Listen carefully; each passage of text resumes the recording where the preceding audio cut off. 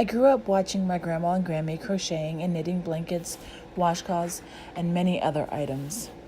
I was always mesmerized by how fast their hands and fingers moved and how the blanket or whatever project they were working on would grow in length. They always chose vibrant colors when making blankets and would choose stitches that I thought looked way too difficult to do. I remember sitting next to my grandma while she was working on something and asking questions. A lot of questions.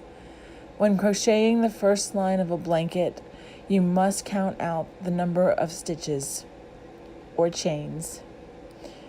This number can go anywhere from 5 to 24 to 400 or more, depending on the project you're working on. I can remember always asking a question while she was counting, and then she would have to start over. I was asking so many questions that eventually she started marking every 10 stitches so that if I interrupted her with a question, she would know where she was at.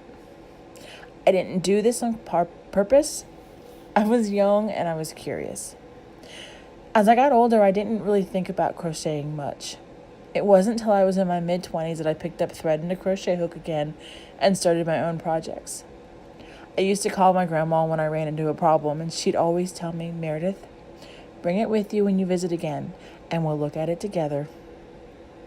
We'd sit in the spare bedroom where her books were and open what I called the Crochet Bible.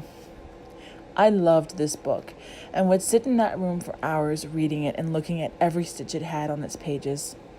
Every time I read it, I would ask my grandma if I could take it home and learn a new stitch. She always told me, "One day I'll let you take that book home, but not today." I would stand there pouting and eventually put the book back on the shelf. 2 years ago, my grandma had a stroke. She lost mobility in her right arm and hand, which meant she could no longer crochet. I was devastated for her because it was always something she did to relax and keep her mind and fingers agile. A year ago, my mom called me while she was visiting my grandma at the home she's in. She said, "I'm going through your grandmother's crocheting supplies. Is there anything you want?" I immediately said I wanted her hooks and thread.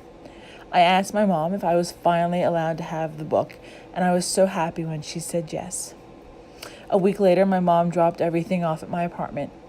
I remember putting everything off to the side and digging for the book.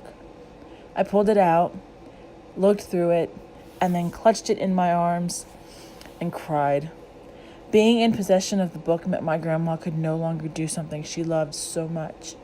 It was now my turn to continue her work.